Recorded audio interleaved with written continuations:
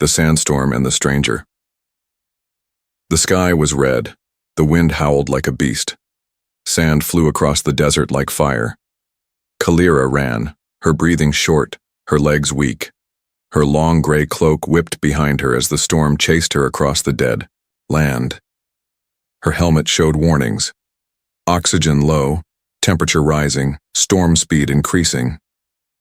Shelter required. Immediate danger. She had only minutes left. Her speeder had broken 2 hours ago. The sandstorm moved faster than any machine. Now it was right behind her. She searched the sand ahead. Nothing. Then, something. A strange shape, half buried in the ground. A metal dome, old and rusted.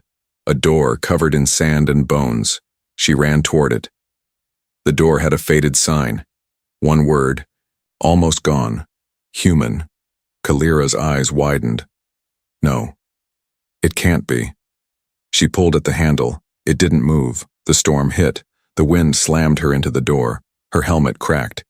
She coughed, eyes burning. No, she gasped. Not like this.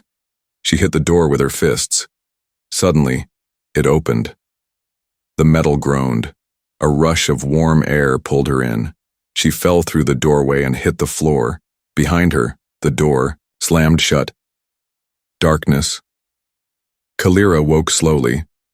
Her helmet was gone. Her skin was dry. A blanket covered her body. The air was warm, clean. Where was she? She sat up fast.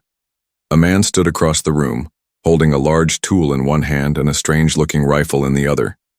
He had a beard, thick, black. His eyes were sharp and serious. His clothes were old, military style, human-made. She stared at him. He stared back. Neither spoke. She whispered, "You're human." He didn't answer. She tried again. But humans are extinct. Still, he said nothing. Then he spoke. Clearly not. His voice was low. Cold, but calm. Kalira swallowed. "I'm not here to hurt you." He didn't lower the weapon. "I was caught in the storm. My speeder failed." "I saw it," he said. "Caught your signal before it died." She looked at the room. Metal walls, dim lights, shelves with old tech. A shelter deep under the sand, a place forgotten by time. "Who are you?" she asked. "Name's Elias," he replied. Kalira looked at him carefully. "I thought all humans were gone. That's what we were taught." Elias gave a small, bitter smile. "You were taught wrong." She sat up straighter. "You've been down here all this time?" He nodded. 100 years, give or take. Her eyes widened. "That's not possible." "I was in cryo. Woke up when the power reset. Some emergency code triggered it." She looked confused. Elias pointed to a control panel. "This shelter was built to last, but the world outside didn't." Kalira was silent for a long moment.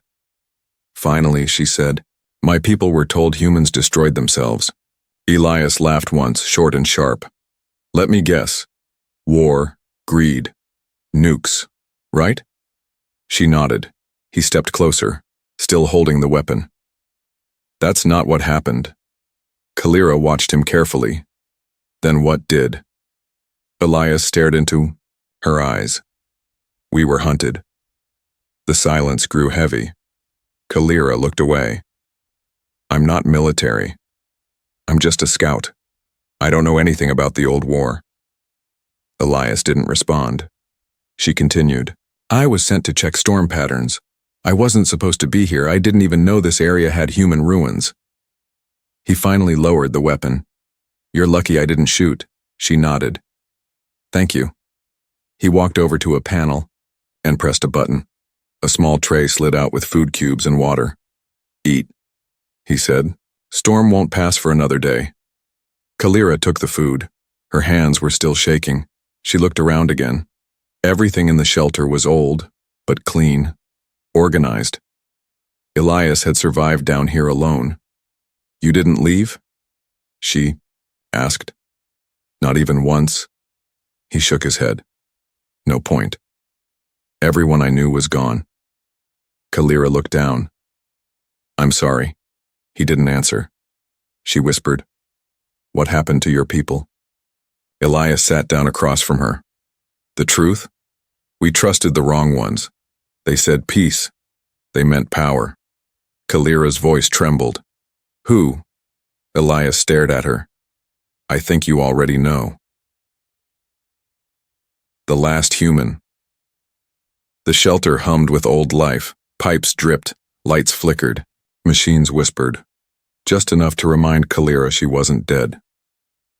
She sat in a metal chair, wrapped in a thick thermal blanket. A small heater buzzed beside her. It smelled like dust and iron. Across the room, Elias, the human, was taking apart an old rifle, cleaning it with slow, practiced hands. He hadn't said much since last night, but Kalira had been watching him. The way he moved, the way he listened. He was too calm for someone who had been alone for 100 years. Sharp two, trained. She finally spoke. You don't ask many questions. He didn't look up. Already know what I need to. You don't even know my name. I don't need it. She blinked. You're not curious at all? About why I'm here? About what's changed? He set the rifle down and stood up. Let me show you something. He led her down a narrow hallway lit by yellow lights. The walls were covered in old photos, images of humans smiling, standing beside strange machines. One showed a team of soldiers, dirt on their faces, stars behind them. At the end of the hall, he stopped at a steel door. Ever seen this before? He opened it. Inside was a room Kalira couldn't understand. A wall covered in maps, screens filled with old code. A glowing sphere in the center, a star map, built from light. She stepped inside slowly. What is this? Proof, Elias said, of who we were. The map zoomed in to show a galaxy sector, old human colonies marked in green, most of them crossed out in red. This was the network, Elias continued. Before the war, before we vanished. Kalira touched one of the red markers. Gone? Destroyed. Wiped clean. She looked at him. And you think my people did it? He turned to her. I don't think. I know. Kalira's face darkened. I wasn't even born back then. I was. His voice was calm, but heavy. I was part of a unit called Echo Black, not frontline, deep recon. We were sent to investigate why human colonies were going dark. One by one. Kalira listened. We thought it was a virus or internal war, but what we found... He paused. Kalira stepped closer. What? It wasn't a virus, it was clean work, planned, organized, silent. Ships gone, people vanished, records scrubbed. She sat down, trying to understand. But, if that's true, why haven't... We heard about this, why didn't the Galactic Union report it? He gave her a look that said, you already know, because they buried it. She stared at the glowing star map. Her world was on it. Her colony, marked green. You think they'll come for us next? Elias nodded. Not if. When? She frowned. So why are you still here? He walked back toward the hallway. Because someone had to remember. Back in the main room, Kalira ate in silence while Elias worked on a small data pad, scanning old files. Then she asked quietly, Do you hate me? He paused. No. You should. He looked at her. You didn't fire the shots, you weren't there. She looked at the floor. Still, I carry their flag, their name. That has to mean something. Elias stood, walked over, sat across from her. He leaned forward. I've been alone a long time. You're the first person I've seen in decades. Alien or not, I won't waste the air hating you. She swallowed hard, then he added, But I won't lie to you either. If you're here to spy, to signal them, I will end it. Kalira met his eyes. I'm not a spy. He nodded slowly. Then maybe. We've got time. Later that night, While Elias slept sitting in a chair with his rifle across his lap, Kalira walked back to the map room. She stared at the blinking red dots. Human colonies. Lost. She touched the one closest to her world. It flashed softly. She whispered to herself, "What else are we not being told?" She didn't notice that behind her, Elias had opened one eye and heard everything. The ruins of memory. At dawn, the sandstorm was gone. The sky turned orange as sunlight spread over the dunes. The wind was calm now, but the heat was rising fast. Inside the shelter, Kalira and Elias prepared to leave. Elias strapped on a shoulder pack, checked his rifle, and handed her a light mask. "Stay close. Don't wander. If you see metal sticking out of the sand, don't touch it." Kalira nodded, slipping the mask over her mouth. "Where are we going?" He looked toward the west, to where it ended. They walked for almost an hour. The sand was deep, but under their feet, Kalira could feel something strange, hard ground beneath a soft cover. It wasn't rock, it was steel. Then she saw them, ruins, broken towers leaning sideways, smashed domes. Half-buried transport vehicles with faded human writing. It was a city, no, a fortress. Once tall, now drowned in dust. Kalira's eyes widened. "You lived here?" Elias gave a quiet nod. It was called Outpost Ardent, one of the last human strongholds before the final strikes. She stepped carefully over a collapsed beam. "Why bring me here?" "Because you don't believe me yet," he said. "But you need to." They reached a large, round building covered in scorch marks. Inside, the ceiling was gone, and vines crept through cracks in the walls. Elias led her to the center of the room. He brushed away some sand, revealing a round metal hatch. He opened it. A short ladder led down. "Old server room," he said, "still protected by emergency shielding. You'll want to see this." Kalira followed him down. The lights flickered as they entered the cold chamber. Rows of black machines stood like quiet statues. In the middle was a table with a single working screen. Elias powered it up. A logo appeared. UHS Command Archive. Ardent Bays. Kalira stepped forward. "What's in here?" "Logs, orders, messages they didn't want sent. The kind of truth you bury when the story gets rewritten." He tapped a few buttons. An old video file played. It showed a young woman in uniform, human, serious-eyed, speaking into a camera. "To anyone who finds this, we didn't attack first. We tried to surrender, they fired anyway, our leaders are gone. The Union has declared us extinct. But we're not." The video glitched, then ended. Another file showed a map, alien fleets moving in formation, targeting human colonies that had no weapons left. Neutral sectors wiped clean, civilian ships vaporized. Kalira stepped back. "This isn't possible." Elias looked at her. "You've seen the wreckage. Now you see the reason." She felt a cold weight in her chest. "They told us it was a clean end, that humans started the war and died in their own fire." Elias nodded. "That's the story they needed you to believe." She turned to face him. "But why lie? Why destroy you?" He didn't answer right away. Then he said softly, "Because we wouldn't bow." They climbed back out into the sunlight. Kalira looked over the ruins again. Twisted metal, shattered, glass-broken symbols of a fallen people. "I used to think you were monsters," she said. "Wild, violent, dangerous." "We were," Elias replied, "but not like they said."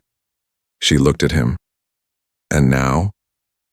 "Now I'm just a ghost with a working gun and too many memories." They stood in silence for a moment. Then Kalira asked, "Why did you really save me?" Elias looked out over the sand. "Because you knocked," he said, "and I was tired of being alone." Back in the shelter that evening, Kalira sat in the map room again, staring at the red markers. She touched her home world. Still green. Still safe. But for how long? Elias walked in, holding a broken transmitter in his hands. "You fixed that comm link," he said. "Didn't you?" She turned slowly. I tried to ping my team. I didn't know it would activate anything. He set the device on the table. It did. Her voice dropped. Who heard it? He stared at the blinking red light. We're about to find out. The signal. The comm link sat in the middle of the table, blinking red, a single light. Small, silent, but it meant only one thing. Someone was listening. Elias stared at it for a long moment. Then he spoke without looking up. You said you tried to contact your team. That was 2 days ago. Kalira nodded slowly. I used the uplink buried under your console. I only sent a ping, standard ID code. Nothing else. Elias shook his head. Standard for you, not for them. He tapped the blinking light. This isn't just a response, it's a trace. Kalira's voice was quiet. They found us. That night the shelter felt colder. Kalira walked through the main corridor, her fingers brushing the old steel walls. She didn't feel safe anymore. Not because of Elias, but because of what might be coming. She found him outside, sitting under the stars on a piece of wreckage from the old city. His rifle was across his lap. He was still and quiet. She sat beside him. For a while they said nothing. Then she asked, if someone's coming, who do you think it is? Elias answered without pause. Not your team, not rescue. Then who? Hunters, wipe teams, whatever they call them now. She frowned. Why would they still care? The war is over. Elias looked up at the sky. For you, not for them. The truth doesn't stay buried on its own. Kalira looked down at her hands. I didn't mean to bring danger. He gave a small nod. You just brought the light. Shadows don't like that. The next day, Kalira tried to disable the comm link. She pulled wires, blocked signals, crushed fuses. But the red light kept blinking. Elias watched her from the doorway. It's not just a transmitter.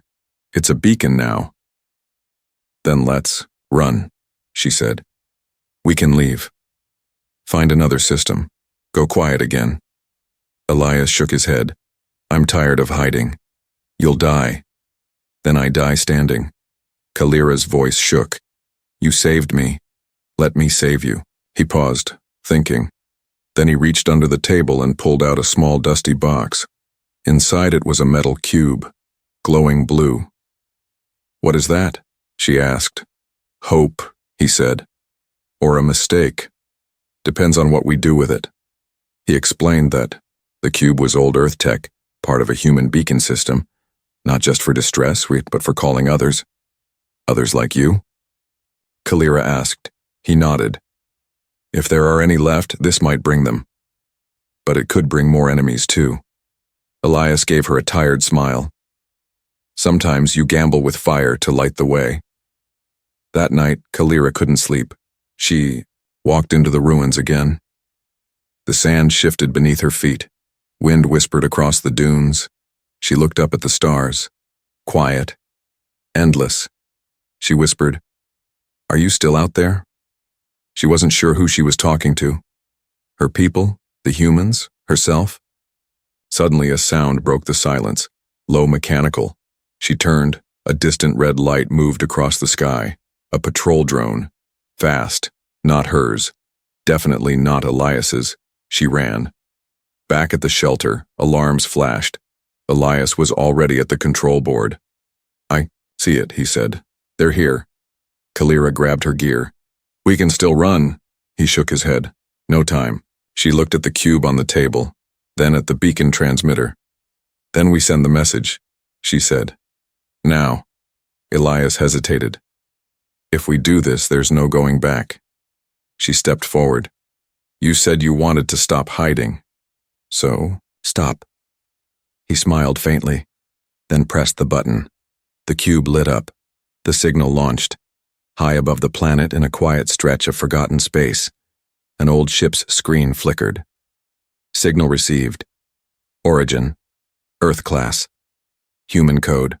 Status. Live. A voice whispered from the darkness. It's not over.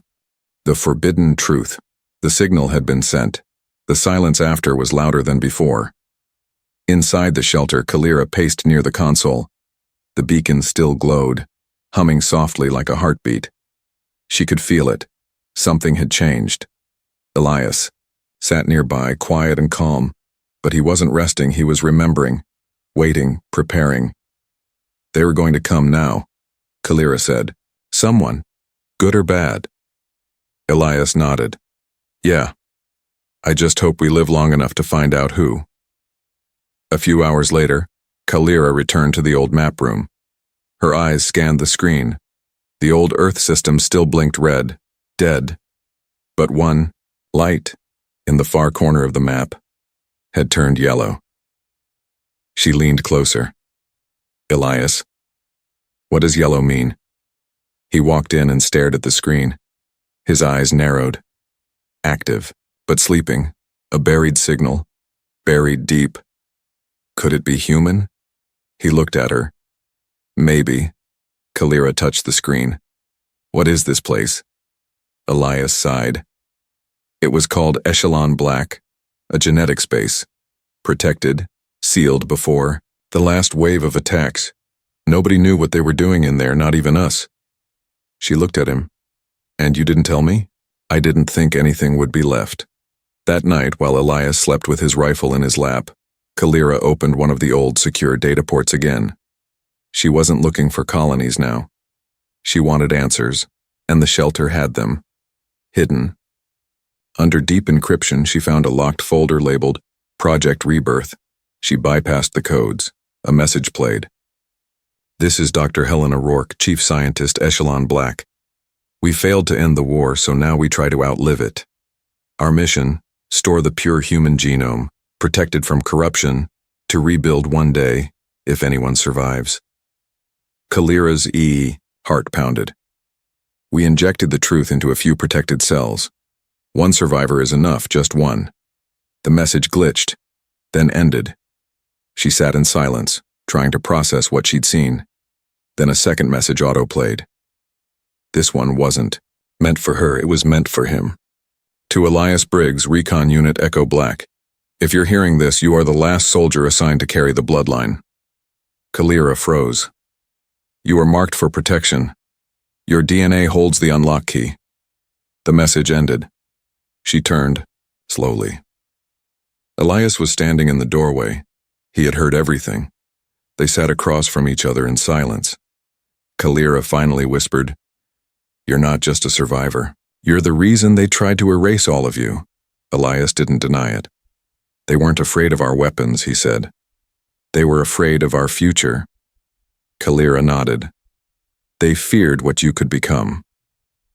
Elias looked down at his hands. Funny. I never wanted to become anything, just live. That was enough. She said quietly, But now you have a choice. He looked up. Do I run again? Or rise? The next day, while checking the outer perimeter, Kalira spotted something in the sand. A shape, moving fast. She raised her scope. A black skimmer.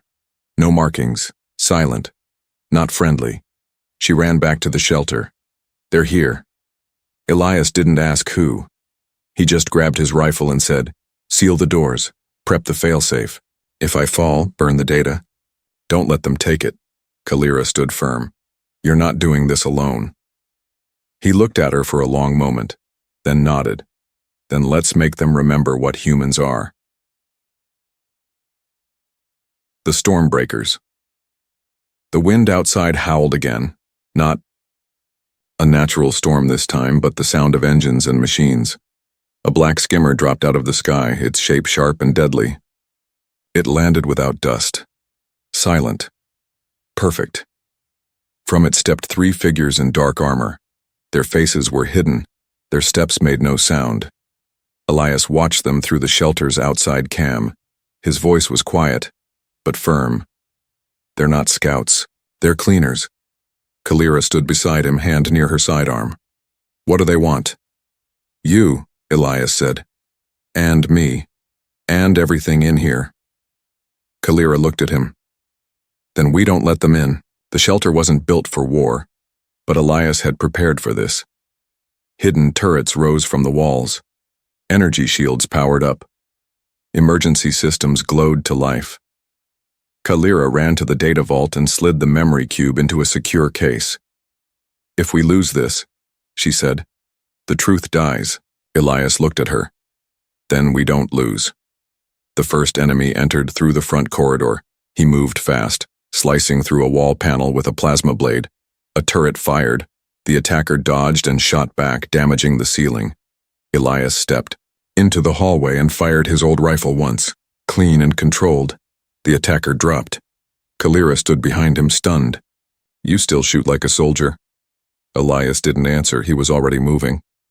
The second and third attackers entered from the back, splitting up.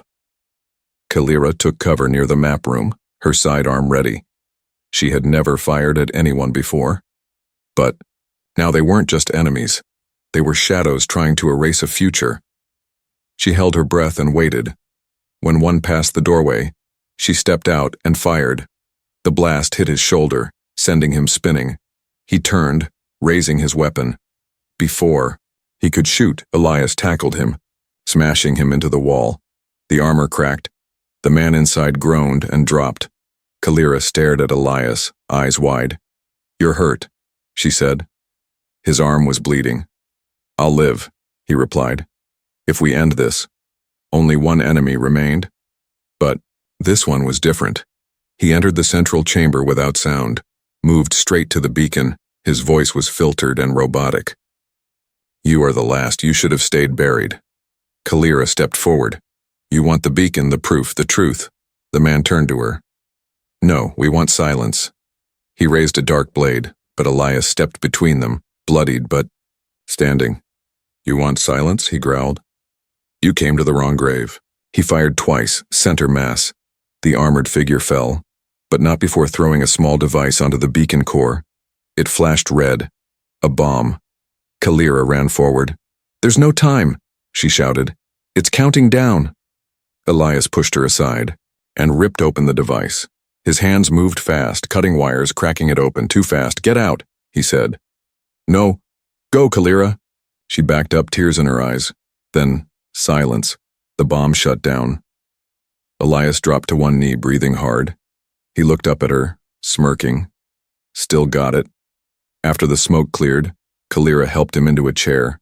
They were both shaking, exhausted. But alive, and the beacon still glowing. The truth survived. Elias looked at her. "You did good." Kalira smiled weakly. "I thought I wasn't ready for this." "You are now." She placed the memory cube back into the console and said one word: "Send." Far across the galaxy, hidden satellites picked up the signal. Old human ships, silent for decades, flashed back to life. Screens lit up.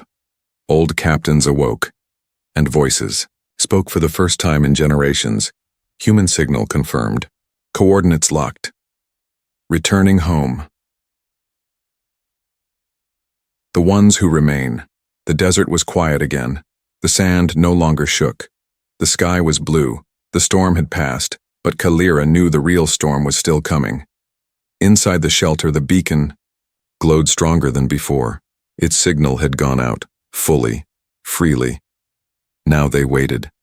Elias sat on a bench, arm wrapped in cloth, blood dry on his shirt. He looked older than ever, and more alive than he had in years. "You should rest," Kalira said. He smiled faintly. "I've been resting for 100 years. This is better." That night, she stood outside, staring at the stars. And then she saw it, a light, moving fast. Then another. Then 10 ships. Old ones, human design. Some had rust. Others were patched and strange-looking. But they flew in perfect formation. They had returned. The lead ship landed just outside the ruins. From it stepped a woman in dark armor, face lined with age, but eyes sharp and proud. She looked at Elias and saluted. "Elias Briggs," she said. "Recon Unit Echo Black. Last confirmed survivor." He stood straight. That was true. Until now. She nodded, then looked at Kalira. And you? Kalira stepped forward. A scout. From a colony that believed a lie. The woman looked surprised. Kalira said clearly, I fought to protect a human, and I'll keep fighting. The woman nodded once more. Then you're welcome among us. Inside the shelter, the visitors downloaded the full memory files. History, evidence, truth, every lost name, every silenced voice, now recorded, now safe, and now shared. Later, Elias walked with Kalira into the ruins once more. She looked at the broken walls. Will they rebuild? He nodded. Somewhere. Maybe not here, but somewhere. She glanced up at the sky. So many lies, for so long. But truth lives in the people who carry it, he said. She smiled. Then it lives in us now. Before sunrise, the first message went out from the human fleet. Not a warning, not a threat, just a signal. To all who can hear, the truth survived. We are not extinct. We are not forgotten. We are the ones who remain. Kalira stood with Elias as the first colony ship began to lift off. Some humans would stay behind. Others would return to the stars. She looked at Elias. You coming? He looked at the shelter one last time, then at her. I think it's time. As the ship rose into the sky, Kalira whispered, I escaped a storm looking for safety. She looked at Elias beside her. But I found something more. Elias chuckled. A dusty old man? She grinned. No. I found a reason to believe.